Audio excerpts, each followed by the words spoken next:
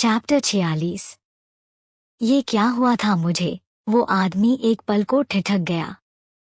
उसने फिर से बैट घुमाया, जैसे मानने को तैयार ही नहीं था कि वो हार सकता है। लेकिन बैट अचानक उल्टी दिशा में घूम गया और उसके खुद के सिर पर जा लगा। वो कई मीटर दूर जा गिरा, खून में लथपथ। क्या बकवास था ये! ये सीन देखकर सब हक्के बक्के रह गए, इवन आरव भी, जो अभी तक अपना सिर बचा रहा था। शौक में सब देख रहा था। एक अकेली लड़की को घेरने वाले इन गुंडों में हिम्मत तो देखो। एक शांत, गहरी आवाज आई, जो सीधा दिल में उतर गई। सबकी नजर उस आवाज की ओर घूम गई। उन्होंने देखा, एक लड़का ट्रैकसूट में सफेद कार के बोनट से टिककर खड़ा था, हाथ सीने पर क्रॉस किए हुए, मुंह में एक लॉलीपॉप दबाए, जैसे पूरी लड़ाई का मजा ले रहा हो। अन्ना के होठों पर हल्की सी शरारती स्माइल थी जब उसकी नजर आरव से मिली। आरव की आंखों में एक अजीब सी मिलीजुली एक्सप्रेशन थी, शॉक, कंफ्यूजन और कुछ अधूरी अनकही फीलिंग्स। वो अन्ना को पहले ही देख चुका था, लेकिन वो तब तक कुछ नहीं कर रही थी। शायद वो जानना चाहती थी कि आरव खुद कितना संभाल सकता है। और अब जब वो वाकई खतरे में था, तभी उसने इंटरफेयर किया। आरव के अंदर जो फीलिंग्स उठ रही थी, वो अब सिर्फ हैरानी तक सीमित नहीं थी। वो फील कर रहा था एक एक्साइटमेंट, एक गहरा सरप्राइज, और जैसे कोई खोई हुई चीज फिर से मिल गई हो। बॉस, ये लड़की, इसने कुछ ट्रिक यूज की है। नीचे गिरा एक गुंडा गुस्से में अन्ना की तरफ चिल्लाया। सबकी नजर अब अन्ना पर टिक गई। उन सबकी लीडर ने बस एक इशारा किया और बाकी सब समझ गए। उन्होंने हथियार उठाए और अन्ना पर टूट पड़े। आरव के चेहरे पर डर की एक लहर दौड़ गई और वो चिल्लाया, अन्ना! ये लोग कोई मामूली बदमाश नहीं थे, ये प्रॉपर हिंसक क्रिमिनल्स थे। और अन्ना, बस एक लड़की। लेकिन अन्ना की आंखों में अब सॉफ्टनेस नहीं थी। उसने गर्दन मोड़ी और कट-कट की आवाज के साथ खींची। जैसे ही गुंडे उसकी तरफ दौड़े, अन्ना ने एक पल में उनकी मूवमेंट्स पढ़ ली और बीच में घुसते हुए सबको हवा में उड़ा दिया। उन्हें समझ भी नहीं आया और अन्ना पहले ही उनकी सबसे वीक स्पॉट्स पर वार कर चुकी थी। पर कमाल ये था, उनके शरीर पर एक भी कट नहीं था। फिर भी वो जमीन पर गिरकर तड़प रहे थे। आरव ने आंखें मलीं। क्या ये सपना था? वो देख रहा था, अन्ना किसी प्रोफेशनल फाइटर की तरह स्लिप करती हुई, हर मूव का जवाब देती हुई, बिना एक पल रुके। वो प्रैक्टिकल मिलिट्री आर्मी लग रही थी। कुछ ही सेकंड में सब गुंडे पीड़ा में जमीन पर पड़े थे। अगर उसकी बॉडी लिमिट नहीं होती, तो शायद वो सब अब तक मरे हुए होते। उसे इंसानी शरीर की वीकनेस का डीप नॉलेज था। इसी वजह से मैरीग्लैड जैसे लोग अपनी बॉडी स्ट्रेंथ को बढ़ाने की कोशिश करते थे, जब तक कि उन्हें स्पेशल पावर्स नहीं मिल जाती। अगर अभी अन्ना ने अपनी अलौकिक शक्ति का यूज न किया होता, तो शायद वो भी बच न पाती। आरव के चेहरे पर डिसबिलीफ था। इतना कि जब अन्ना उसके पास आई, तो उसे पता ही नहीं चला। आरव, अन्ना ने कहा। उठो। आरव अभी भी घुटनों के बल था और अन्ना को देखता रह गया। क्या ये वही बहन थी? उसकी याद में अन्ना हमेशा एक डरी सहमी लड़की थी, जो मुश्किल से बात करती थी। धीरे धीरे वह उससे दूर होता गया। कभी तो रोहिणी भी अन्ना से ज्यादा उसकी केयर करती थी। और जब अन्ना उसके साथ स्कूल जाती थी, तो उसके खराब ग्रेड की वजह से सब उसका मजाक उड़ाते थे। कभी कभी तो लगता था, इतनी एम्ब्रेसिंग सिस्टर क्यों मिली। लेकिन इस बार, जब से अन्ना वापस आई थी, सब कुछ बदल गया था। अब वो उससे बात करती थी, थोड़ी सी इमोशनलेस एक्सप्रेशन के साथ ही सही, पर करती थी। कभी कभी उसके साथ गेम्स भी खेलती थी। और पता नहीं कब, आरव खुद उसे नोटिस करने लगा था, उसे समझने की कोशिश करने लगा था। अन्ना ने देखा कि आरव उसे लगातार घूर रहा है, तो भौहें सिकोड़ ली। उसके लिए आरव अभी भी बच्चा ही था। और जब कोई बच्चा नहीं सुनता, तो क्या किया जाता है? या तो समझाया जाता है, या डांटा जाता है। लेकिन अभी तो उसे पिटा ही गया था, तो डांटना तो ऑप्शन नहीं था। आरव अब भी चुपचाप था। क्या बकवास है, मैं बच्चा नहीं हूं, उसने मन ही मन बुदबुदाया। लेकिन तभी गुस्से में उसने हाथ बढ़ाया और खुद को लॉलीपॉप पकड़े पाया। उसी वक्त अन्ना ने उसका हाथ पकड़ लिया और उसे खींचकर खड़ा कर दिया। उसने आरव को ऊपर से नीचे देखा, ये चेक करते हुए कि कहीं चोट तो नहीं लगी। तू ठीक लग रहा है, उसने कहा। चैप्टर 47। आरव को रोने का मन हो रहा था, लेकिन आंखों से आंसू नहीं निकले। उसे अंदर से बहुत खराब लग रहा था। सच कहे तो उसके हाथ पैर दर्द से कांप रहे थे। उसका मन किया कि कमीज ऊपर उठाकर चिल्ला दे, देखो ये सब, ये चोटें देखो। पर सोचते ही शर्म आ गई, इसलिए आरव चुप रहा। पर अन्ना का ठंडा और बेफिक्री वाला अंदाज देखकर उसका दिल भारी हो गया और उसने एक धीमी सी आह भरी। थोड़ा दर्द हो रहा है। अन्ना ने उसकी तरफ देखा और आंखें सिकोड़ते हुए बोली, एक मर्द को इतनी सी चोट पर रोना नहीं चाहिए। जब असली लड़ाई सामने होगी तब क्या करेगा? ठीक है, आरव ने गुस्से में मुंह फेरते हुए कहा। वो बस थोड़ा सा दुलार चाहता था। पर उसकी बहन जरा ज्यादा ही कड़क थी। उसका दिल जैसे अंदर ही अंदर चीख रहा था। अन्ना ने पीछे मुड़कर उन बदमाशों को ढूंढा, लेकिन वो सब गायब थे। सब कहाँ चले गए?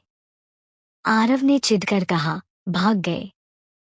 उसी वक्त जब उसने उसे लॉलीपॉप दी थी, वो बदमाश एक एक करके भागते चले गए। ये सुनकर अन्ना की भौहें चढ़ गईं। उसने मान लिया कि शायद उन्हें डराकर भगा दिया होगा, पर असल में उसकी ताकत इतनी नहीं थी कि वो उन्हें इतनी देर तक रोक पाती। मैं निकल रही हूँ, उसने अचानक कहा। आरव की मदद करके वो अपने काम पर वापस जाने लगी। शुरू में ये सिर्फ एक इत्तेफाक था। वो भी बाहर निकली थी, और आरव भी। रुको!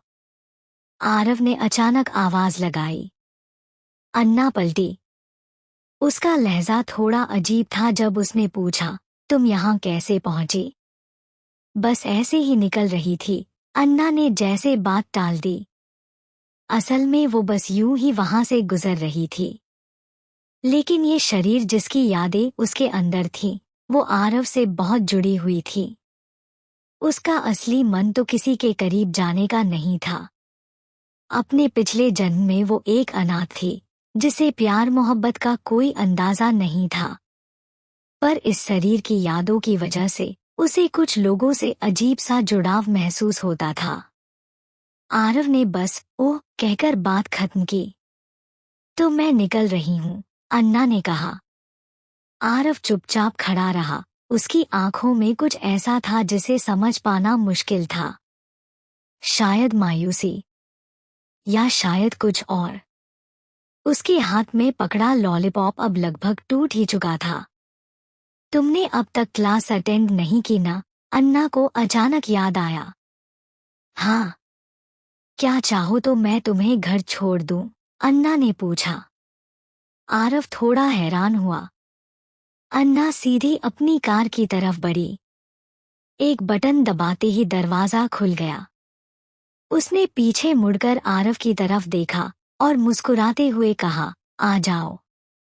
आरव कुछ कहना चाहता था, पर अन्ना का अंदाज ही ऐसा था कि कोई जवाब नहीं सूझा। ये क्या वही थंडरबोल्ट 2M4 स्पोर्ट्स कार है जो बेसमेंट में धूल खा रही थी? सोचे बिना ही आरव खुद को कार की पैसेंजर सीट पर बैठा पाया। अन्ना ड्राइविंग सीट पर बैठ गई, कार स्टार्ट की और बोली, जीपीएस सेट करो। आरव को उसकी आवाज में पापा जैसी अथॉरिटी महसूस हुई, जैसे वो कोई आर्मी कमांडर हो। फिर भी उसने कुछ नहीं कहा और स्क्रीन पर लोकेशन डाल दी। अन्ना ने स्क्रीन देखी और बोली, शांति से बैठो और सीट बेल्ट लगाओ। अब वो तेज नहीं चलाएगी, लेकिन उसकी आदत थी हर सेफ्टी का ध्यान रखने की। आरव ने जैसे कहा गया वैसे किया, पर उसकी नजरें बाहर लोगों को स्कैन कर रही थी। अरे, कहीं तुम पिछले कुछ दिन किसी एलियन के कब्जे में तो नहीं थे? वो हौले से बोला। अन्ना ने हल्का मुस्कुराते हुए कहा, तुम गलत भी नहीं हो। शायद वो जो थी, वो अब पूरी तरह इंसान नहीं रही थी। आरव को यकीन तभी आएगा जब नरक में बर्फ पड़ जाएगी। उसने पीछे कुर्सी से टिकते हुए मजाकिया अंदाज में आंखें मिचकाईं। अन्ना हल्के से मुस्कुराई। वैसे अब से मुझे मिस मत बोलो, मुझे अन्ना कहो। आरव की आंखें हल्का सा चमकी, जैसे वो इन शब्दों का इंतजार कर रहा था। उसने होंठ भींचे, मुस्कान दबाने की कोशिश की और धीरे से कहा, अन्ना। अन्ना ने रियरव्यू मिरर में उसकी मुस्कान देखी, हल्की सी लेकिन बहुत कुछ कहती हुई।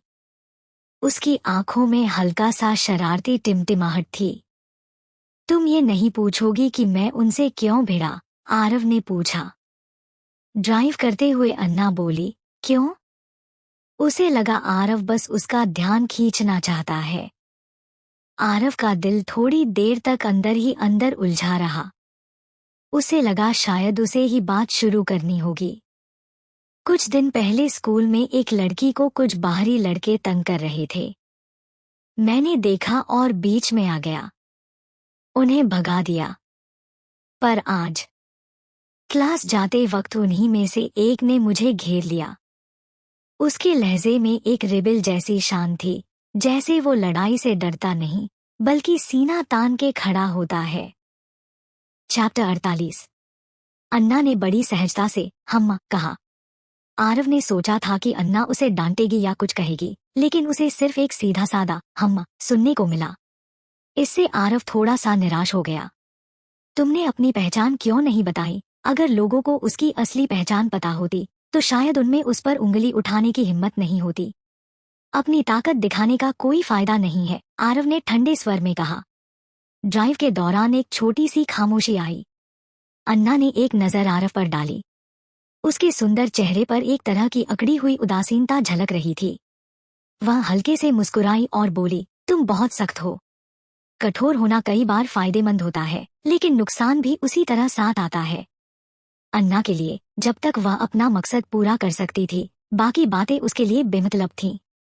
इसी वजह से रायगढ़ शहर के अंडरग्राउंड में ईस्टर्न के पुराने समय में मिलिट्री डिस्ट्रिक्ट के पहले कमांडर आर्यमन के बारे में अफवाहें उड़ती रहती थी।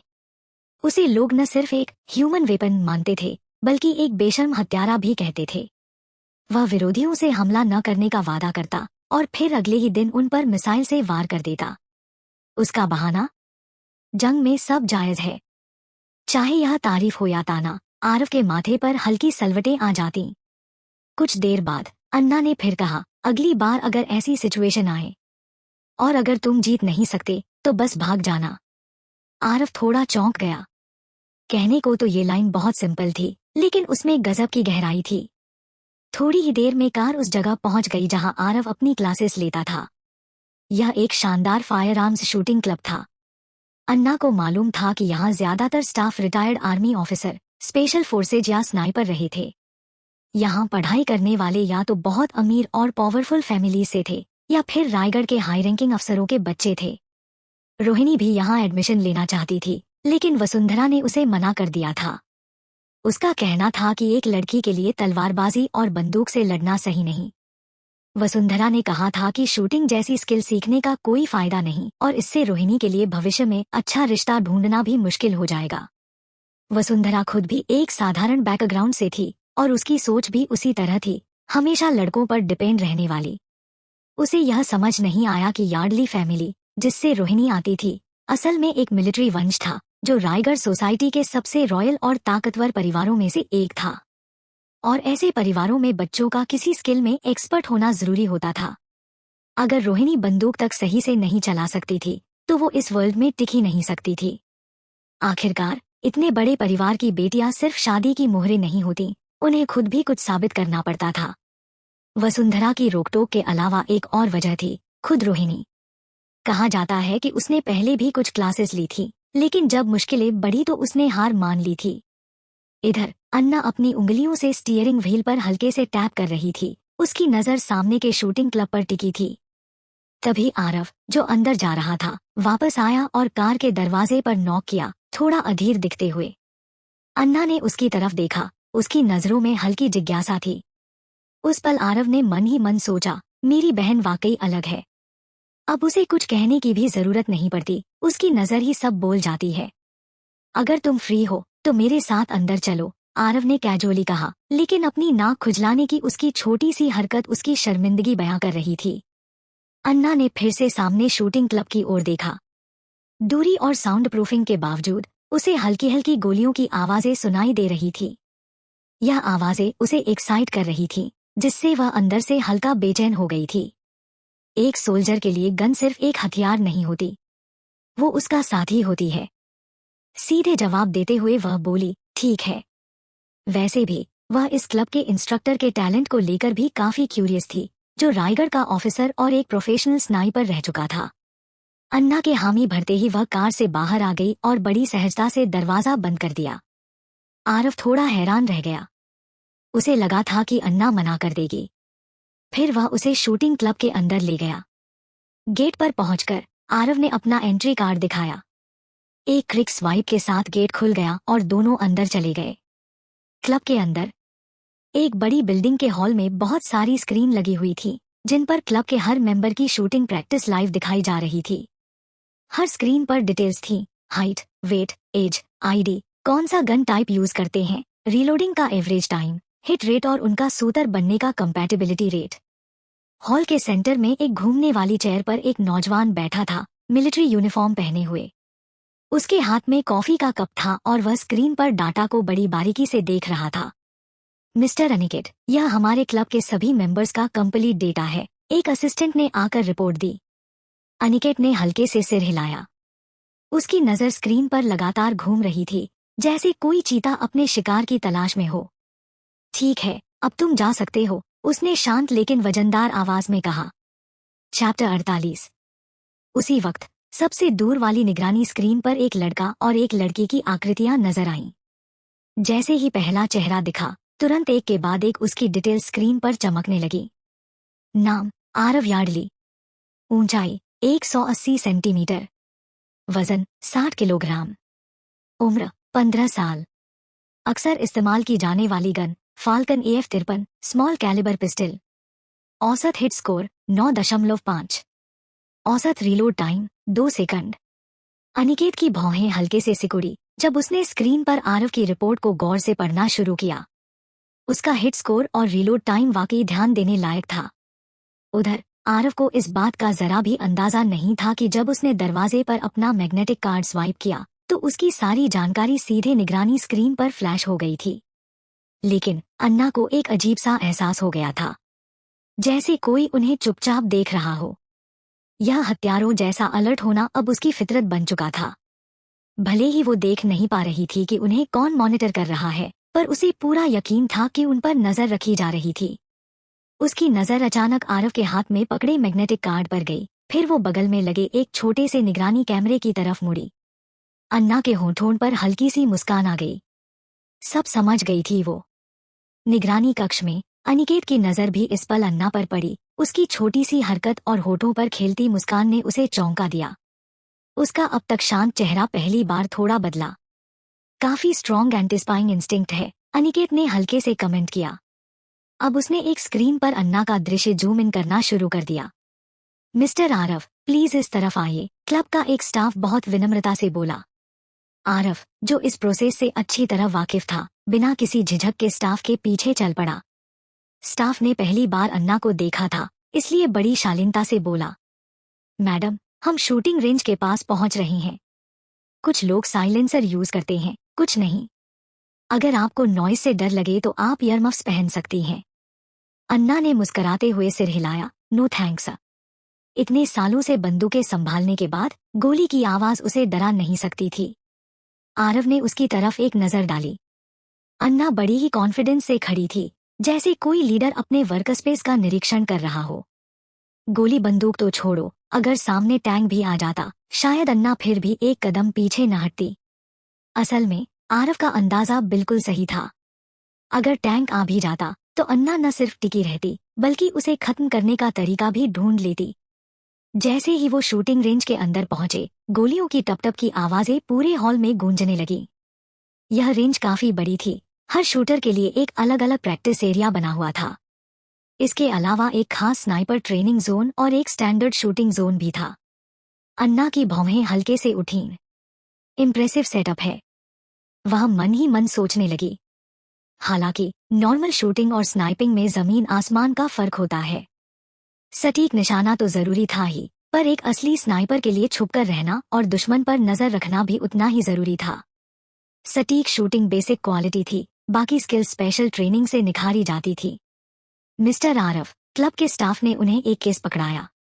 जैसे ही आरव ने उसे खोला, अंदर उनके फेवरेट गन्स और एम्यूनिशन करीने से रखे थे। थैंक्स, आरव ने कहते हुए दस्ताने पहनने शुरू कर दिए। उसी वक्त स्काई बाउंड ग्रुप की ऊंची बिल्डिंग में नीले रंग की एक 3D स्क्रीन हवा में प्रोजेक्ट हो रही थी। आर्यन की पतली उंगलियां बड़े आराम से टेबल पर रखी सेंसर स्क्रीन पर हल्की हल्की टैप कर रही थी। प्रोजेक्टेड स्क्रीन पर कई इमेजेस घूम रही थी, नई टेक्नोलॉजी के प्रोडक्ट्स के डिटेल्स दिखाते हुए। मिस्टर सिंह, स्वेन ने कमरे में दाखिल होते हुए कहा। हाँ, बोलो, आर्यन बिना नजर हटाए जवाब देता रहा। करण ने एक शानदार लिफाफा टेबल पर रखा और बोला, कल नरवाल होटल में एक ग्रैंड पार्टी है, ये उसी का इनविटेशन है। करण को पता था कि आर्यन को ऐसी पार्टियों में कोई खास दिलचस्पी नहीं होती, फिर भी फॉर्मल इन्फॉर्म करना जरूरी था। आर्यन का ऐसी फंक्शंस में जाना लगभग नामुमकिन था। इवेंट्स के ऑर्गेनाइजर्स भी जानते थे कि उसे इनवाइट करना फॉर्मेलिटी थी, आना न आना उनकी किस्मत पर था। अगर कभी आर्यन सच में किसी इवेंट में आ जाता तो वो उनके लिए बहुत बड़ा सम्मान बन जाता था।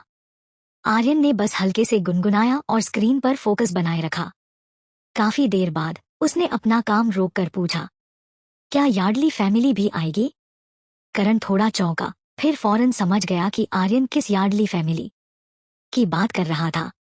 उसने सिर हिलाया और जवाब दिया, जी हाँ, पूरा यार्डली परिवार मौजूद रहेगा, हमेशा की तरह। बाकी पुराने और प्रतिष्ठित परिवार भी आएंगे। आर्यन ने उंगलियों से धीरे धीरे टेबल पर थपथपाते हुए पूछा, आज संडे है ना? हाँ, मिस्टर सिंह, करण ने जवाब दिया। करण के दिल में एक छोटी सी उम्मीद जागी, शायद आज मिस्टर सिंह मुझे छुट्टी दे देंगे। आर्यन फिर मुस्कराया और बोला, तो आज अन्ना भी छुट्टी पर होगी, है ना? थोड़ी देर रुकने के बाद करण ने हल्की शिकायत भरी आवाज में कहा, हाँ, मिस्टर सिंह। ये कहते हुए उसका चेहरा लटक गया, जैसे कह रहा हो गई भैंस पानी में। चैप्टर 50। आर्यन ने अपनी भौहें सिकोड़ी। उसे देखना इतना मुश्किल क्यों है? आर्यन ने कहा और आदेश दिया, तैयारी करो, करण। हम कल नरवाल होटल जा रहे हैं। उसने कहा, समझ गया, मिस्टर सिंह।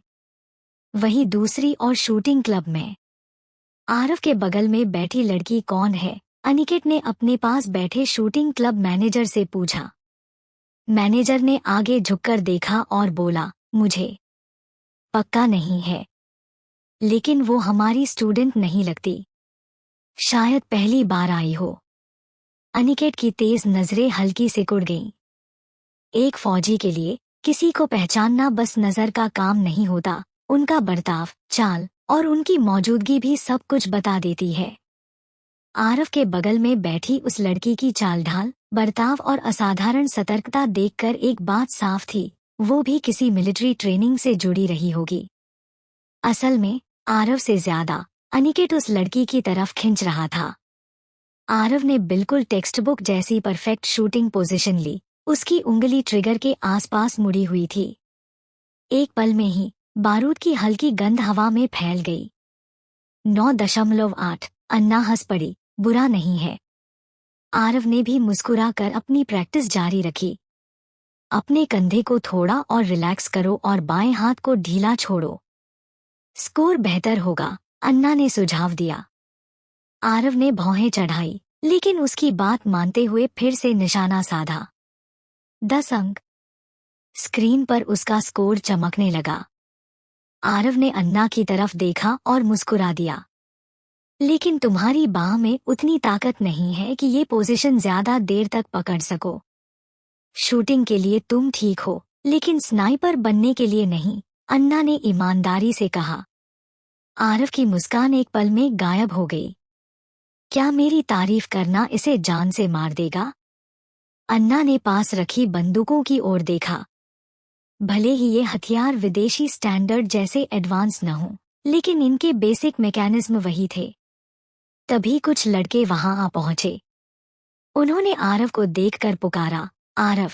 उनमें से एक राघव भी था। वो काफी अच्छे मूड में था और आरव से बात करने आया। आखिर अगर वो रोहिणी से शादी करता तो आरव उसका साला बन जाता। लेकिन जैसे ही उसकी नजर अन्ना पर पड़ी, उसका चेहरा ऐसे बिगड़ गया जैसे कुछ बहुत कड़वा खा लिया हो। अन्ना ने उसे पूरी तरह इग्नोर कर दिया, जैसे वो वहां था ही नहीं। उसकी ये बेरुखी राघव को खल गई। आरव ने आगे बढ़कर अन्ना के सामने खड़े होकर बाकी लड़कों से पूछा, क्या तुम लोगों ने अपनी ट्रेनिंग पूरी कर ली? ये सारे लड़के आरव की तरह ही मिलिट्री बैकग्राउंड से थे और यहाँ स्पेशल शूटिंग ट्रेनिंग के लिए भेजे गए थे। रायगढ़ में पुराने जमाने के फौजी घरानों के बच्चे बचपन से ही हथियार और जंग की ट्रेनिंग लेते हैं। 18 साल की उम्र तक उन्हें स्पेशल कोर्स करवाकर मिलिट्री अकेडमी भेजा जाता है। एक लड़के ने अन्ना की तरफ देखा और जिज्ञासा से पूछा, ये कौन है? इसे पहले कभी नहीं देखा। राघव ने उसकी तरफ से जवाब दिया, अन्ना। उसने उसका जेंडर तक नहीं बताया, बस नाम बोल दिया। एक लड़का हंस पड़ा, अन्ना? ऐसा नाम किसका होता है आजकल? हाँ हाँ हाँ। बाकी सब भी हंसने लगे। राघव भी मजाकिया लहजे में बोला, असल में अन्ना का मतलब होता है अनंत पूर्णिमा। अन्ना बिल्कुल शांत रही। उसने कभी भी अपना वक्त बहस में बर्बाद नहीं किया। इन लोगों की सोच उसे प्रभावित नहीं करती थी। अन्ना नाम उसके लिए खास था। ये नाम उसके दादाजी ने उसे दिया था। उसमें उसकी उम्मीदें और उसका सम्मान जुड़ा हुआ था। लेकिन रायगढ़ जैसी जगह से उसका कोई इमोशनल रिश्ता नहीं था। आरव का चेहरा अब ठंडा हो चुका था। क्या ये इतना फनी है? उसकी आवाज में सख्ती थी। सारे लड़के सहम गए और अपनी हंसी दबा ली। आरव, क्या ये तुम्हारी कोई रिश्तेदार है? सॉरी, हम तो बस मजाक कर रहे थे, एक समझदार लड़के ने माहौल संभालने की कोशिश की। राघव ने अन्ना को देखा, उसके चेहरे पर हल्की मुस्कान थी। उसे लगा, अब अगली सुबह वो सगाई तोड़ने में कामयाब हो जाएगा। उधर अनिकेत ने धीरे से अपनी कॉफी का एक सिप लिया। उसकी नज़र स्क्रीन पर थी।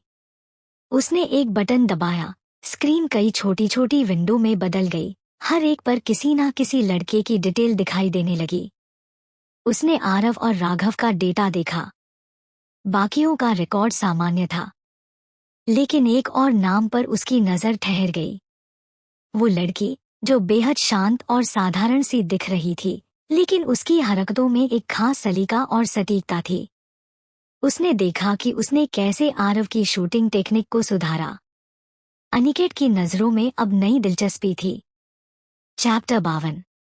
अनिकेत ने मन ही मन सोचा, ये लड़का गन चलाना अच्छे से जानता है और इसमें कमाल की स्किल है। अब जब हम सबके पास थोड़ा फुर्सत का वक्त है, तो क्यों ना एक छोटी सी शूटिंग कंपटीशन हो जाए? किसी ने हंसते हुए सुझाव दिया। उस आइडिया को सबने तुरंत एक्सेप्ट कर लिया। बिल्कुल, ये सब युवा पीढ़ी से थे और कंपटीशन की बात सुनते ही उनका जोश 7वें आसमान पर था। ठीक है, कर सकते हैं, लेकिन कोई दाव भी होना चाहिए। क्या कहते हो, जो हारेगा वो आज रात सबको डिनर पर इनवाइट करेगा? थोड़ी बहुत बातचीत के बाद सब एक डिसीजन पर पहुंचे और आरव ने भी इस बात का कोई विरोध नहीं किया। कंपटीशन की खबर तेजी से फैल चुकी थी और धीरे धीरे वहां भीड़ जमा होने लगी थी। यहाँ तक कि इलाके के कोच और कुछ रिटायर्ड मिलिट्री ऑफिसर भी देखने आ गए थे। एक वजह तो एंटरटेनमेंट थी और दूसरी अपने ट्रेंड बच्चों के रिजल्ट्स को देखना। स्टाफ मेंबर्स ने अपनी ट्रेडिशनल गन्स एक लाइन में रख दी। हर किसी को लगातार 10 शॉट फायर करने हैं। जो सबसे ज्यादा हिट्स और सबसे तेज टाइमिंग से पूरा करेगा वही विनर होगा, राघव ने रूल्स बताते हुए अनाउंस किया, अपनी गन के साथ खेलते हुए। यानी सिर्फ स्कोर नहीं, टाइमिंग भी मैटर करेगी। आरव ने हल्के से हंसकर ताना मारा, नो प्रॉब्लम। उसे राघव कभी पसंद नहीं आया था और अब तो ये नापसंदगी और बढ़ गई थी। थोड़ी दूर खंभे से टेक लगाए अन्ना खड़ी थी। वह बगल से उठाई गई एक खाली पिस्टल को घुमा रही थी।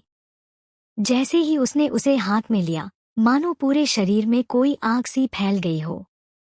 उसे इस ठंडी, सख्त मेटल की फीलिंग से गहरी पहचान थी। अगर इस अनजान दुनिया में उसे अपनी अलौकिक ताकतों के अलावा किसी चीज ने सबसे ज्यादा सिक्योर फील करवाया था तो वो थी गन। अनजाने में ही उसकी पकड़ पिस्टल पर और मजबूत हो गई। रेडी, रेफरी की कड़क आवाज गूंजी। सबने सेकंड्स में अपनी पोजीशन ले ली। अन्ना की नजर आरव पर पड़ी। फायर। और तभी गोलियों की आवाज जैसे तेज बारिश की बौछार बनकर गूंज उठी। दूरी पर खड़े कोचेस चुपचाप सब देख सुन रहे थे और आपस में डिस्कस कर रहे थे। सबसे पहले अपने शॉट्स पूरे करने वाले थे आरव और राघव। आरव, तुम्हारा स्कोर है 98.5। राघव, तुम्हारा भी 98.5। दोनों की स्पीड और स्कोर एक जैसे थे, मतलब ये मुकाबला ड्रॉ हो गया था। राघव थोड़ा चिढ़ा हुआ था। आखिर उसने बचपन से अपने फादर के गाइडेंस में स्पेशल ट्रेनिंग ली थी। उसे भरोसा था कि वो आरव से बेटर परफॉर्म करेगा। वहीं आरव भी उतना ही असंतुष्ट था। उसकी चिढ़ राघव की उस हरकत से थी जब उसने स्कूल में अन्ना को परेशान किया था। और उससे भी पहले राघव ने कई बार सबके सामने उसकी बहन का मजाक उड़ाया था। अन्ना को देखकर लग रहा था कि आरव थोड़ा तेज था, लेकिन शायद हवा की हल्की दिशा ने गोली के ट्रैजेक्टरी को थोड़ा सा बिगाड़ दिया। नहीं तो स्कोर में वो राघव से आगे होता। उसी वक्त राघव ने अन्ना की ओर देखते हुए ताना मारा, अन्ना, तुम भी मिलिट्री फैमिली से हो, क्यों न तुम भी ट्राई करो। उसके लहजे में तंज और आंखों में शरारत थी, मानो वो अन्ना को पब्लिकली शर्मिंदा करना चाहता हो।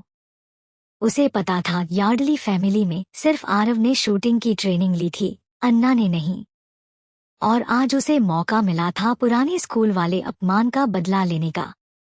अन्ना कुछ नहीं बोली, बस एक बार राघव की तरफ देखा। वो सोच रही थी कोई लड़का इतना परेशान क्यों हो सकता है। राघव को इग्नोर करते देख उसका पारा और चढ़ गया। क्या बात है? डर लग रहा है?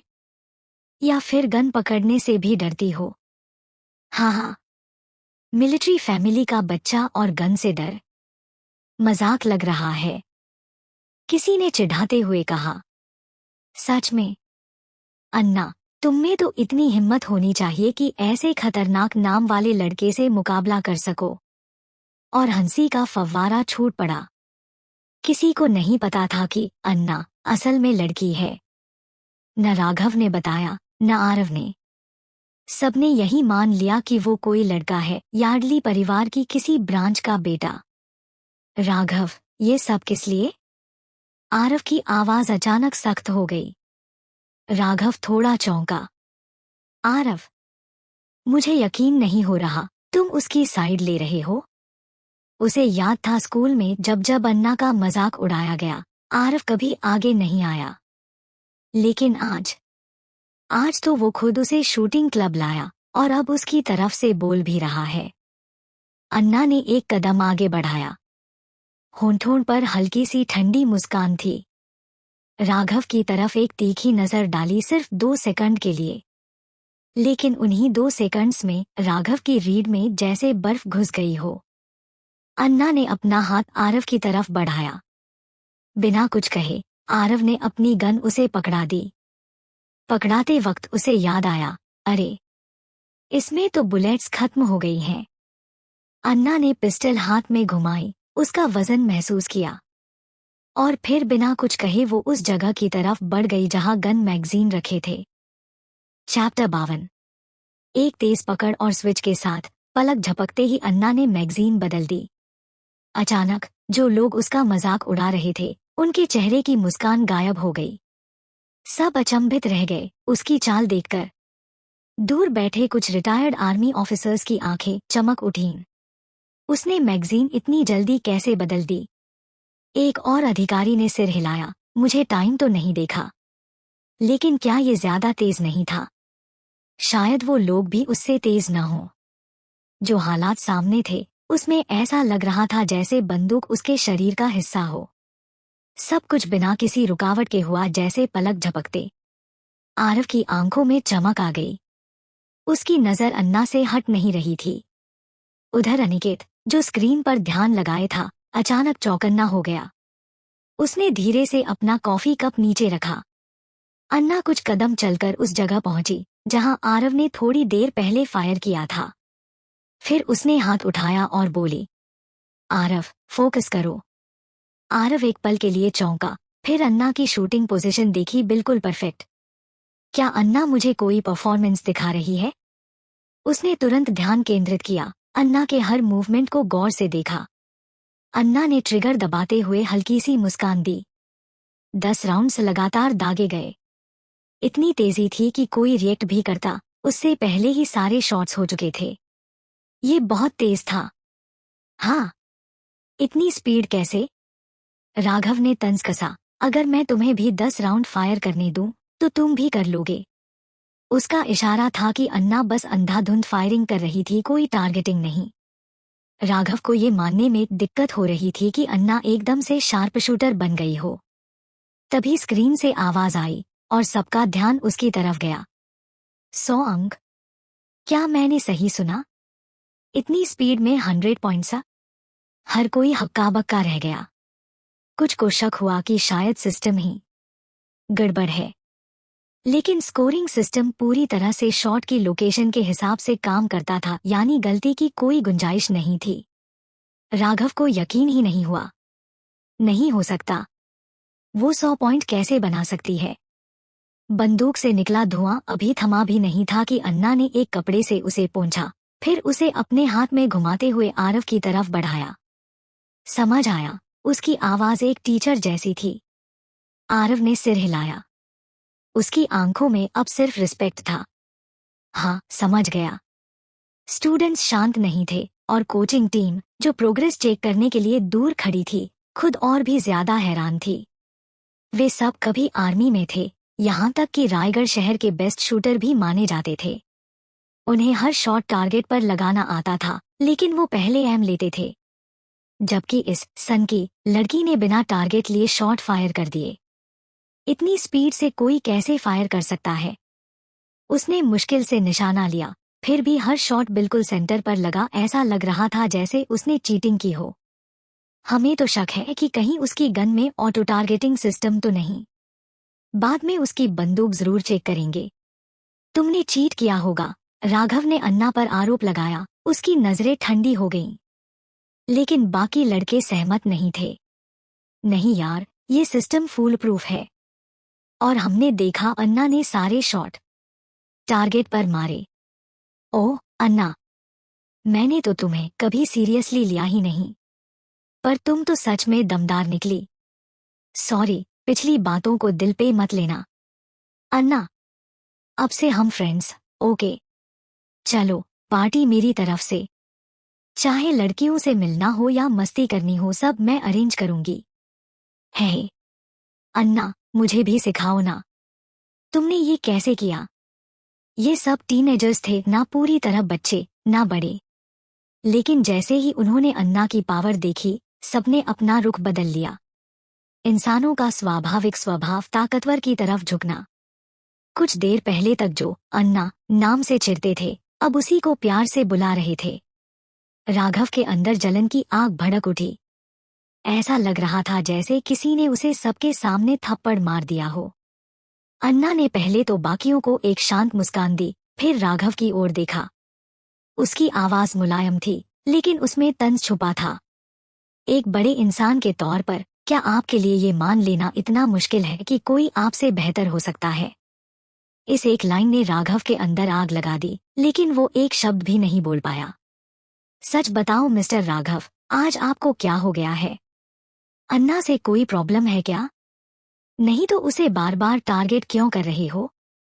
चलो, अब बड़े हो गए हो। हार गए तो क्या? इसमें शर्माने की क्या बात है? लोगों का राघव को देखने का नजरिया बदलने लगा। आर्मी में आदमी की पहचान उसकी हिम्मत और जिम्मेदारी से होती है। राघव की आज की हालत देख सबको थोड़ी शर्म महसूस हुई। वो सब जानते थे कि आम तौर पर राघव बहुत कूल रहता है, लेकिन जब बात अन्ना की आती है, वो अपनी फीलिंग्स पर कंट्रोल नहीं रख पाता। जब से उसे अपनी मंगेतर के बारे में पता चला था, तभी से वो अन्ना को लेकर असहज रहने लगा था। चैप्टर 53। अन्ना के लिए राघव की नफरत दिन ब दिन बढ़ती जा रही थी, खास तौर पर तब जब वह रोहिणी से मिला, वो लड़की जिससे वो सच में प्यार करता था। अन्ना ने तो सब कुछ छीन लिया है। उसे मेरी मंगेतर बनने का हक किसने दिया? बस इसी गुस्से में राघव ने अन्ना को नीचा दिखाने की कोई कसर नहीं छोड़ी। वो उससे नफरत करता था और इसी नफरत में वो हदें पार करने लगा। शुरुआत में ये बस एक आदत जैसी लगती थी, लेकिन हाल ही में अन्ना में एक जबरदस्त बदलाव आया था। वो अब शांत नहीं रही, उसकी मौजूदगी में एक दमक थी, एक कॉन्फिडेंस जिसे राघव स्वीकार नहीं कर पा रहा था। तो क्या हुआ अगर वो शूटिंग में एक्सपर्ट है? वो रोहिणी की बराबरी नहीं कर सकती। रोहिणी ही मेरी पसंद है। अन्ना अब और ज्यादा राघव के साथ वक्त बर्बाद नहीं करना चाहती थी। उसने आरव से पूछा, प्रैक्टिस खत्म हो गई क्या? आरव ने देखा कि अन्ना जाने की तैयारी कर रही है, तो फौरन बोला, हाँ, खत्म हो गई, जबकि सच में अभी थोड़ा बाकी था। तो फिर चलो घर, अन्ना ने कहा। आरव ने झट से अपना बैग पैक करना शुरू कर दिया।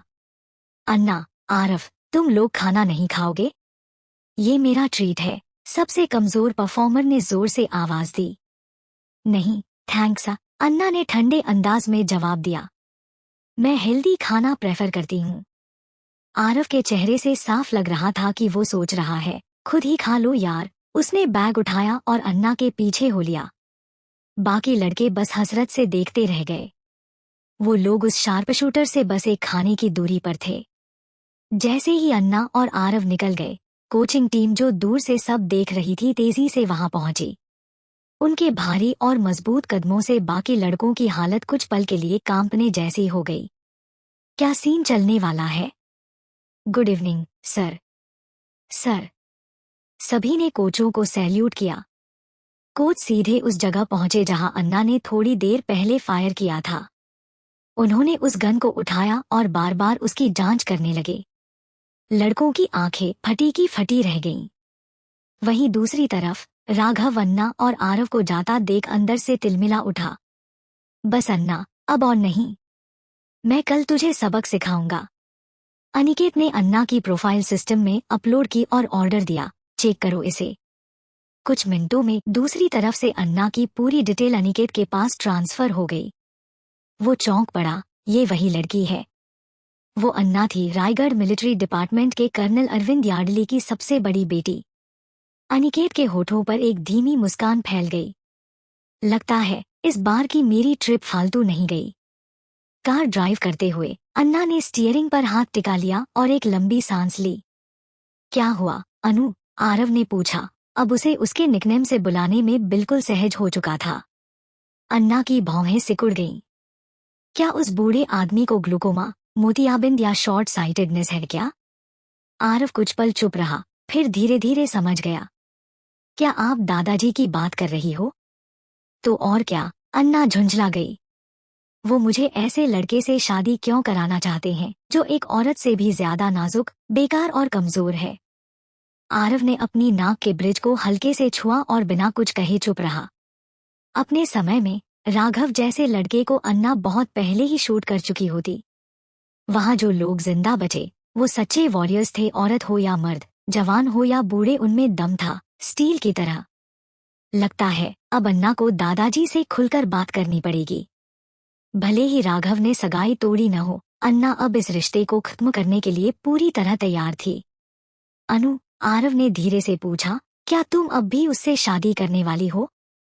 राघव और रोहिणी, वो लोग जो भी करें, मुझसे कोई मतलब नहीं, अन्ना ने ठंडे लहजे में जवाब दिया। आरव चुप हो गया। अगर अनु को फर्क नहीं पड़ता तो मुझे और कुछ पूछने की जरूरत नहीं है, और मुझे पूरा यकीन है वो अब कभी उससे शादी नहीं करेगी। अचानक अन्ना को एक कहावत याद आ गई। तुम्हारी भाषा में एक कहावत नहीं है, कछुआ और गधा हमेशा साथ रहेंगे? एक BITCH और एक प्यारू चूहा हमेशा साथ रहेंगे। आरव ने खुद को उसकी बात पूरी करते पाया, फिर अचानक रुक गया। हे भगवान, मैंने ये क्यों बोला? क्या मैं इसे वापस ले सकता हूँ? अन्ना ने उसे एक सख्त नजर से देखा। अभी 18 भी नहीं हुए हो, बदतमीज भाषा बोलना बंद करो। जैसे वो अपने सोल्जर्स को डांटती थी, वैसे ही उसकी टोन थी। आरव अंदर ही अंदर तिलमिला गया।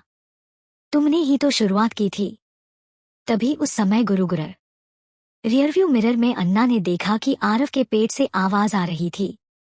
उसने सीधा पूछा, क्या तुम्हें भूख लगी है? आरव थोड़ा शर्मिंदा हुआ, धीरे से सिर हिलाया। उसे ऐसा लग रहा था जैसे कोई बॉस उससे सवाल कर रहा हो। सामने ही एक फास्ट फूड रेस्टोरेंट आ गया। साइन बोर्ड देखते ही आरव की आंखें चमक उठीं। अन्ना ने भी देखा। उसने कार रोकी, सीट बेल्ट खोली और बाहर निकल गई। यहीं रुको, मैं तुम्हारे लिए कुछ लाती हूँ। ठीक है, आरव ने कहा। अन्ना को पहले से याद था कि आरव को क्या क्या पसंद है। उसके लिए खाना लाना अब एक आदत जैसी बन गई थी। अन्ना के जाते ही आरव भी कार से उतरा और एक किनारे खड़ा होकर रिलैक्स करने लगा। उसके चेहरे पर मुस्कान थी, बिना चाहे। चैप्टर 54। अगर आरव को पहले से पता होता कि थोड़ी सी बेरुखी उसे इस हाल से निकाल सकती है, तो शायद वो ये तरीका बहुत पहले अपना चुका होता। आरव हंस ही रहा था कि उसे लगा जैसे कोई उसकी पैंट की टांग खींच रहा हो। पहले तो उसे लगा कोई आवारा कुत्ता है और उसने बिना सोचे लात मार दी। लेकिन चंद सेकंड बाद फिर वही खिंचाव महसूस हुआ। इस बार जब उसने नीचे देखा तो पाया कि 2 भिखारी उसे घूर रहे थे। वे दोनों काफी जवान लग रहे थे, लेकिन उनके हाथ अजीब थे, सारी उंगलियां गायब थीं और पट्टियों में लिपटी थीं। वे आम भिखारियों की तरह फुटपाथ पर बैठे हुए थे और भीख मांग रहे थे। आह आह, सुनहरे बालों वाले भिखारी ने अपने हाथ की ओर इशारा किया, जैसे बता रहा हो कि वो कितना लाचार है, और मुंह से टूटी शब्दों में कुछ सिक्के मांग रहा था। दूसरे ने तो जैसे आरव की टांग पकड़ ली और छोड़ने का नाम नहीं ले रहा था, मानो जब तक पैसे नहीं मिलेंगे तब तक वो जाने वाला नहीं। आरव ने चिढ़कर अपनी भौहें तानी और एक जोरदार लात मारकर दोनों को दूर धकेल दिया। दफा हो जाओ, मेरे पास पैसे नहीं हैं। उसके लहजे से साफ था कि अगर पैसे होते भी वो इन लोगों को नहीं देता। उसने देखा कि दोनों की जुबान बिल्कुल ठीक ठाक थी, लेकिन मूक बनने का नाटक कर रहे थे। लेकिन फिर भी वे दोनों फिर से उसकी पैंट से लिपट गए।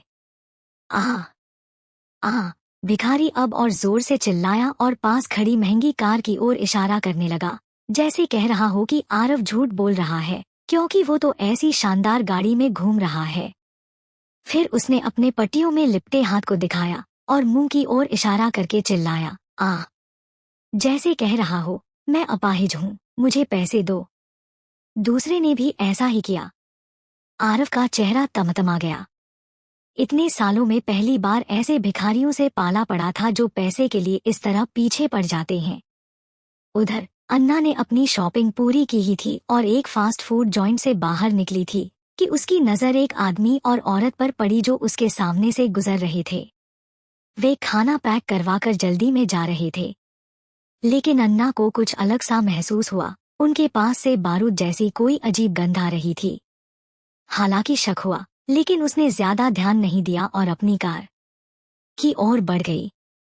उसी वक्त आरव उन दोनों भिखारियों से अब भी झुंझला रहा था।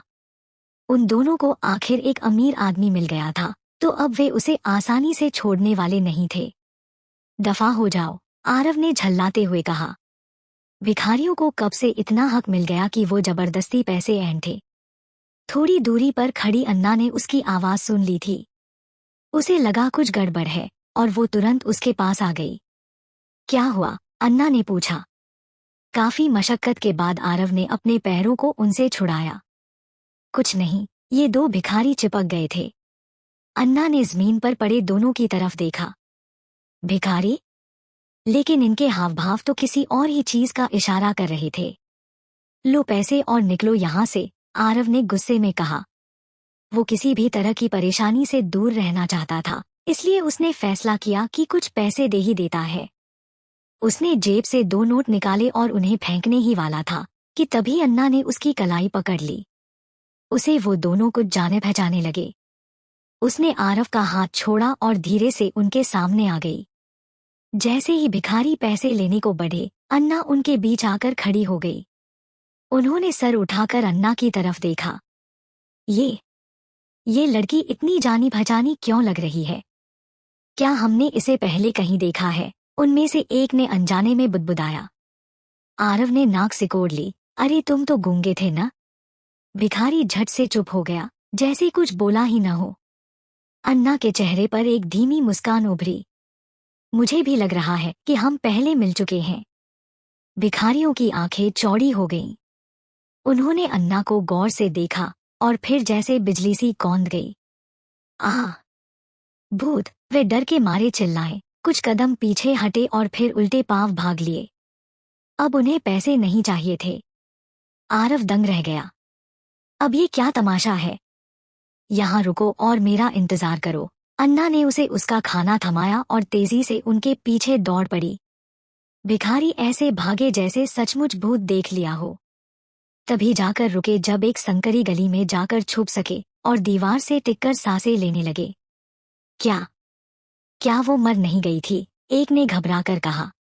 नन्ही, अभी जो दिखी वो कोई और थी। मरने वाली एक औरत थी, सुनहरे बालों वाले ने जवाब दिया। लेकिन दोनों की आंखों में डर और शक साफ झलक रहा था। भागना बंद कर दिया? उनके पीछे से एक ठंडी आवाज आई। वे पीछे पलटे तो देखा कि अन्ना दीवार से टिकी खड़ी थी, आंखों में ठहराव और होठों पर सवाल। तुम दोनों वाकई में हो कौन? वे डर के मारे पीछे हटने लगे। अन्ना उनके पास आई, एक एक कदम बढ़ाती हुई। क्या तुम दोनों भूल गए? 2 हफ्ते पहले माउंट मेपल पर तुम लोगों ने मेरी लाश नहीं छोड़ी थी? झूठ! वो तो मर गई थी। वे यकीन नहीं कर पा रहे थे, लेकिन उनके चेहरे पर डर साफ दिख रहा था।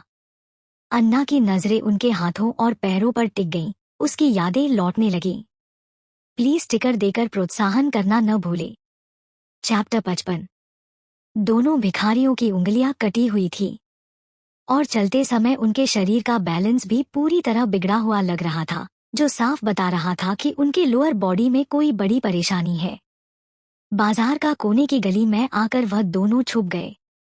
जैसे ही अन्ना उनकी ओर बढ़ती दिखी, दोनों भिखारी झट से घुटनों पर गिर पड़े। मैडम यार्डली, चाहे आप इंसान हो या भूत, हम आपसे हाथ जोड़ते हैं, प्लीज हमें जाने दीजिए। हाँ मैडम, हमें आपको नुकसान पहुंचाने का कोई इरादा नहीं था। हम खुद भी इस हाल में आ गए हैं, प्लीज रहम कीजिए। कपड़ा जो हाथों पर लिपटा था उसे दांतों से खोला। कोई उंगलियां नहीं थी, बस कटे हुए हथेलियां। हर उंगली बड़ी सफाई से काटी गई थी। घाव अब तक पूरी तरह भरे नहीं थे, यानी यह सब हाल के दिनों में हुआ था। अन्ना ने उन्हें चुपचाप देखा, माथा सिकोड़ते हुए सोचा क्या इसके पीछे मैं ही वजह हूँ? क्या रोहिणी ने ये सब तुम्हारे साथ किया? उसने बर्फ जैसे ठंडे लहजे में पूछा।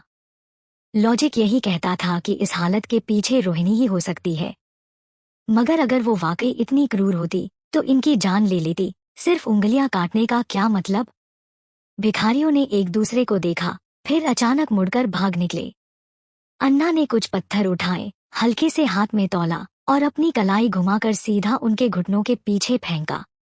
आह! दोनों चीखते हुए जमीन पर गिर पड़े। पैर सुन्न हो गए थे। अन्ना उनके पास पहुंची, आवाज अब और ठंडी हो गई। अगर फिर भागने की कोशिश की तो पैरों की उंगलियां भी नहीं बचेंगी। वे कांपते हुए तुरंत रुक गए। मैडम यार्डली, प्लीज रहम करिए, हम फिर नहीं भागेंगे, दया करिए। कांपते लहजे में बोलते हुए उनमें से एक ने जवाब देना शुरू किया। मैडम, हमें सच में नहीं पता कि असली गुनहगार कौन है। एक दिन अचानक सब काला हो गया। हमें उठा लिया गया। हाँ, फिर हमें कैद कर लिया और पूछने लगे कि उस दिन लाश को ठिकाने लगाने का आदेश हमें किसने दिया था और आपकी मौत कैसे हुई। जब हमने सच सच बताया तो उन्होंने किसी को भेजा। उसका गला भर आया। उस दिन की याद किसी दुःस्वप्न से कम नहीं थी। असल में हमारा प्लान बस ये था कि हम रोहिणी को थोड़े पैसे के लिए ब्लैकमेल करें, मगर जब उसका काम हो गया तो उसने हमें यूं ही फेंक दिया। धमकी भी दी, अगर फिर कभी परेशान किया तो जान से मार देगी। अब हमारे पास भिखारी बनने के अलावा कोई रास्ता नहीं था। प्लीज मैडम, बस जीने की कोशिश कर रहे हैं। हमें नहीं पता था कि इसका इतना बड़ा अंजाम होगा। वे एक एक करके बोलते रहे और उनके चेहरे आंसुओं से भीगते रहे। अन्ना ने बिना कोई इमोशन दिखाए सब सुना। यानी किसी ने इन्हें उठाया, पूछताछ की और फिर इन्हें इस हाल में छोड़ा। उसके मन में एक चेहरा उभरा। क्या वो ही था? वे अभी भी उससे दया की भीख मांग रहे थे, जिससे उसका माथा तन गया। मेरा मकसद था कि जो मेरी मौत के लिए जिम्मेदार हैं, उन्हें खत्म करूं। लेकिन अब की हालत देखकर लगता है ये बस दो टूटे हुए, लाचार इंसान हैं। इनका मरना या जीना अब मेरे लिए मायने नहीं रखता। जैसे ही वे पीछे हटने लगे, अन्ना 2 कदम आगे बढ़ी।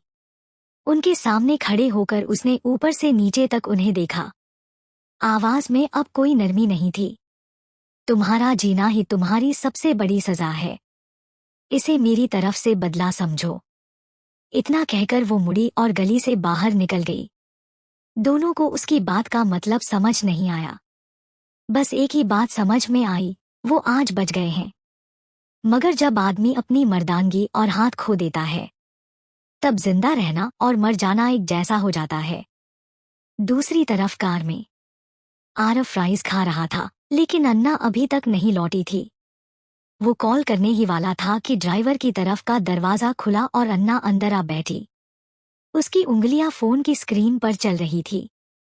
कार चलने लगी। आरव ने फ्राइज का पैकेट लहराया। क्या कर रही थी? कुछ परेशानियां हल कर रही थी, अन्ना ने बिना एक्सप्रेशन के कहा। आरव ने कुछ और नहीं पूछा, लेकिन उसे समझ नहीं आ रहा था क्यों, मगर अब वो उससे बातें करना चाहता था। जब से उसने उसे कैजुअली तुम कहकर बुलाया था, कुछ बदल गया था। अन्ना हमेशा सीरियस और शांत लगती थी, लेकिन वो उसकी फिक्र करती थी, उसे गाइड भी करती थी। किसी के लिए जरूरी होने का एहसास आरव को उसकी ओर खींच रहा था। कुछ फ्राइज लोगी?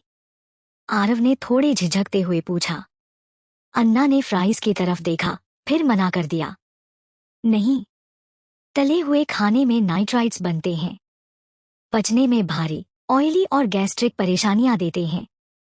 कैलोरी भी हाई होती है और इनमें फैट व ऑक्सीडेंट्स भी ज्यादा होते हैं। बार बार खाने से मोटापा, यहाँ तक कि कैंसर तक हो सकता है। आरव ने फ्राइज का एक टुकड़ा ही निगला था कि उसकी बात सुनकर गला अटक गया।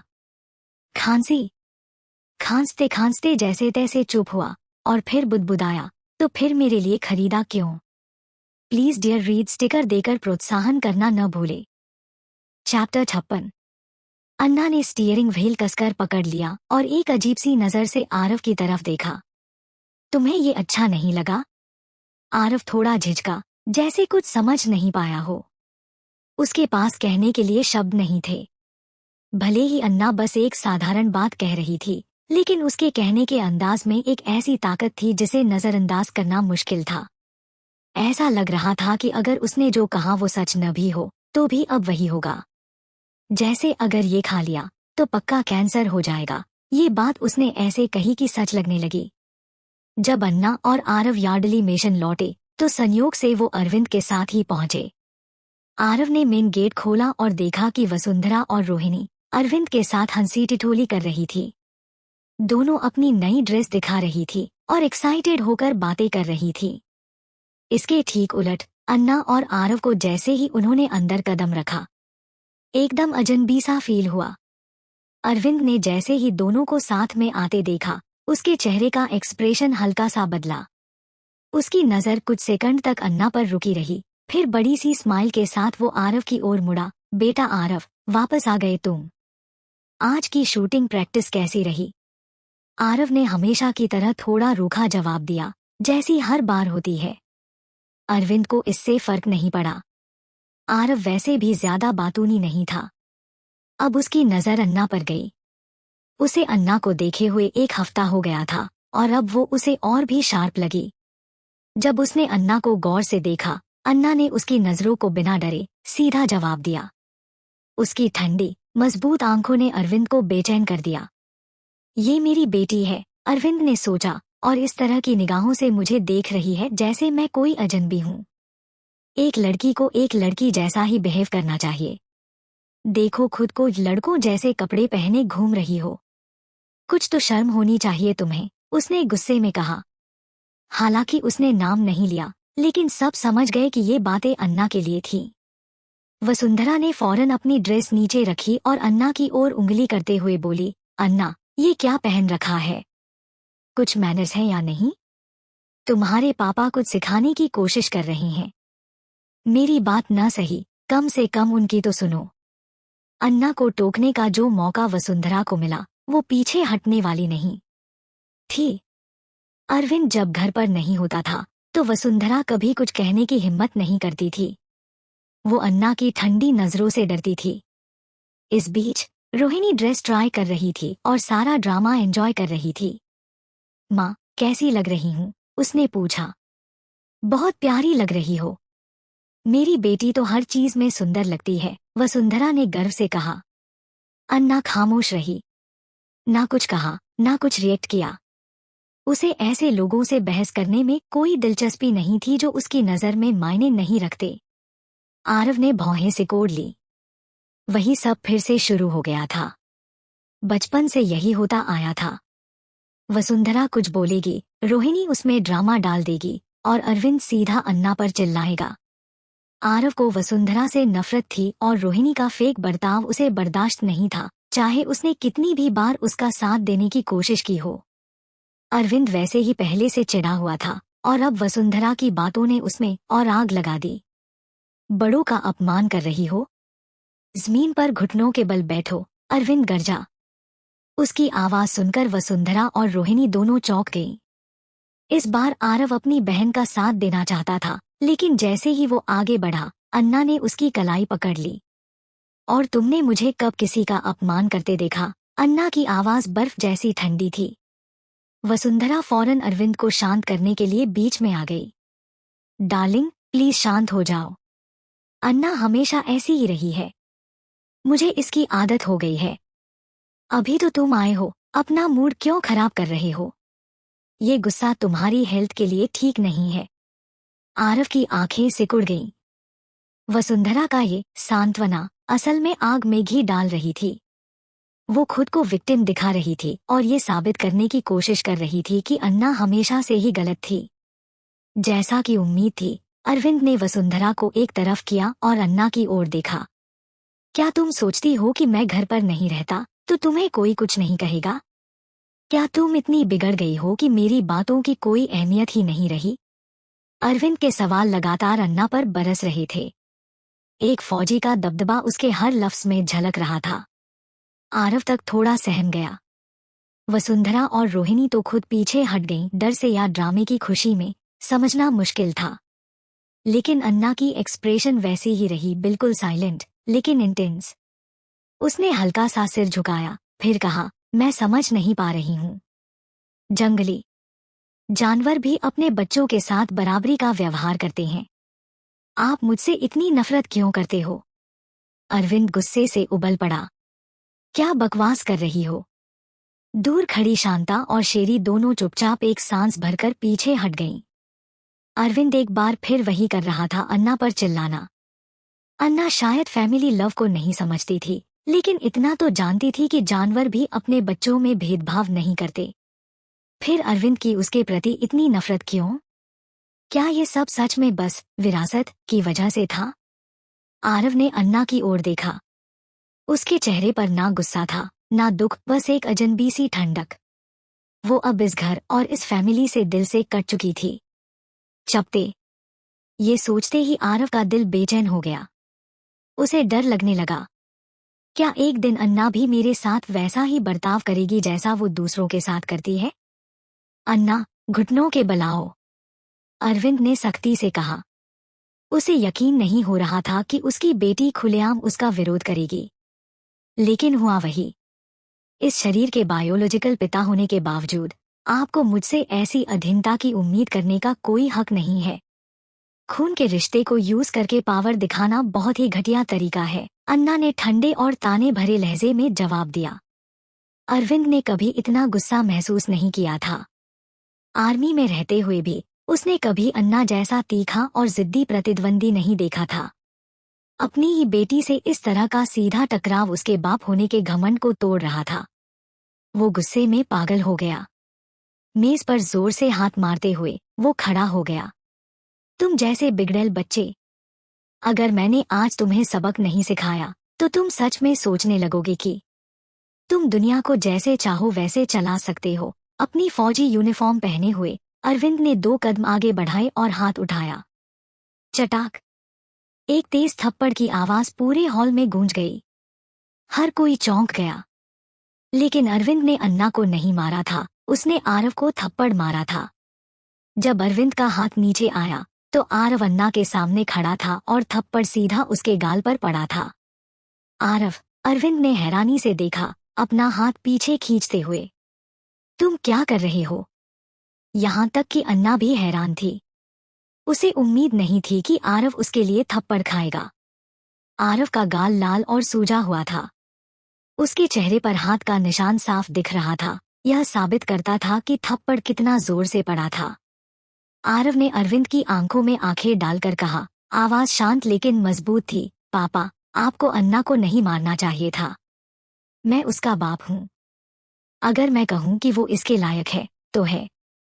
हटो मेरे रास्ते से। वसुंधरा ने बीच में आते हुए बनावटी चिंता जताई। आरव, अपने पिता की बात मत काटो। तुम हमेशा आज्ञाकारी रहे हो। ये सब अन्ना के साथ ज्यादा वक्त बिताने का असर है। तुम बुरी आदतें सीख रहे हो। तुम अभी छोटे हो। इस तरह का बर्ताव मत करो। आरव ने वसुंधरा को एक ठंडी नजर से देखा लेकिन कुछ नहीं कहा। अन्ना का हाथ थामकर वह चुपचाप सीढ़ियों की ओर बढ़ गया। आरव, अरविंद गुस्से में कांप रहा था, लेकिन आरव ने पीछे मुड़कर नहीं देखा। मेज पर फिर से हाथ मारते हुए अरविंद गुस्से में बोला, इस घर को क्या हो गया है? अन्ना ने ऐसा किया, अब आरव भी। क्या ये दोनों मिलकर मेरी नाफरमानी कर रही हैं? वसुंधरा ने रोहिणी को देखा और रोहिणी तुरंत आगे आई। पापा, प्लीज गुस्सा मत होइए। आरव और अन्ना आपका अपमान नहीं करना चाहते थे। आपके पास तो मम्मी और मैं हैं, है ना? रोहिणी ने धीरे से कहा। बिल्कुल अरविंद जी, प्लीज अपने हेल्थ को असर न पड़ने दें। आपको अब भी रोहिणी मिली हुई है। रोहिणी की बात सुनते ही अरविंद थोड़ा शांत हुआ। कम से कम ये बेटी तो हमेशा उसकी बात मानती थी। फिर उसने वसुंधरा की ओर देखा। काश तुम मुझे एक और बेटा दे देती तो मुझे इन 2 कृतघ्नों को बर्दाश्त न करना पड़ता। और मुझे अब तक समझ नहीं आता कि पापा यार्डली फैमिली की प्रॉपर्टी उसे क्यों देना चाहते हैं। रोहिणी को देना चाहिए था, अरविंद बड़बड़ाया। वसुंधरा और रोहिणी ने एक दूसरे की ओर देखा और उनकी आंखों में संतोष की हल्की झलक थी। अन्ना अब भी चुप थी। आरव की हरकत ने उसे हैरान कर दिया था। अरविंद या वसुंधरा की बातें उसके लिए अब कोई मायने नहीं रखती थी। भले ही ये दोनों उसे मरवाना चाहें, वो फिर भी डरने वाली नहीं थी। लेकिन आरव, अगर उसकी याददाश्त सही है तो ये पहली बार था जब आरव ने सबके सामने उसका खुलकर साथ दिया था। तुमने मेरे लिए वो थप्पड़ क्यों खाया? उसने पूछा। आरव अपने कमरे में बैठ गया, थोड़ा बागी जैसा लग रहा था। जानबूझकर नहीं किया। असल में उसे डर था कि कहीं अन्ना भी एक दिन उसे वैसे ही नजरअंदाज न करने लगे जैसे वो दूसरों के साथ करती है। उसकी अंदर की भावना ने उसे बिना सोचे समझे अन्ना की रक्षा करने को मजबूर कर दिया। वो मुझे नुकसान नहीं पहुंचाता, अन्ना ने भौहें चढ़ाकर कहा। तुम्हें इस तरह बिना सोचे काम नहीं करना चाहिए था। ये सब हम दोनों के लिए बेवजह की परेशानी बन सकते हैं। अतीत में अन्ना ने कभी किसी को इमोशनल होकर फैसला लेने की इजाजत नहीं दी थी। ये उसके हिसाब से हार की सबसे तेज राह थी। उसके लिए आरव की हरकतें बेकार और खतरनाक थीं। आरव का दिल थोड़ा टूट गया। उसने अपना लाल सूजा हुआ चेहरा ऊपर उठाया, अन्ना की आंखों में कुछ ढूंढने की कोशिश की, लेकिन उसे मिला सिर्फ शांत ठंडापन और थोड़ा डांट सा एहसास। अन्ना, आरव ने धीमे से कहा। अन्ना एक कैबिनेट के पास गई, कुछ ढूंढते हुए बोली, क्या है? मैं तुम्हारा असली भाई हूँ, कोई और नहीं, आरव ने हल्की और सतर्क आवाज में कहा। अन्ना के हाथ कुछ पल के लिए रुक गए, फिर उसने कैबिनेट से कुछ दवाइयां निकाली। क्या तुम मुझे दोष दे रही हो कि मैंने पहले कभी तुम्हारी मदद नहीं की? आरव ने सिर झुकाकर खुद से ही पूछ लिया।